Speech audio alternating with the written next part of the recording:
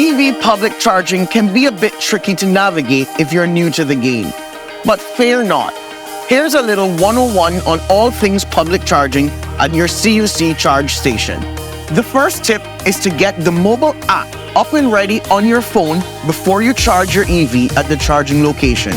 You can scan the QR code to load the app from sitting in your car. Download the mobile app, register a charge account, load money into your charge wallet.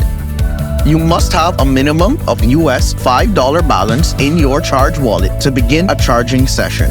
Scan the QR code again to start a charging session using this charger. You can also enter the station ID number into the app. Follow the instructions on the mobile app to initiate your charging session. Now you're ready to charge your EV.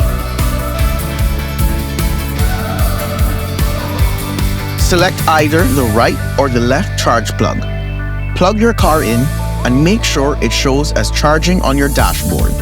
Charging for 1 hour will give you up to 35 miles of charge. Charging to 80% optimizes battery life and reduces the risk of overcharging. So in that time, you can shop or go to work or chat with fellow EV owners. It's a real community out there. Great to see you, Maya.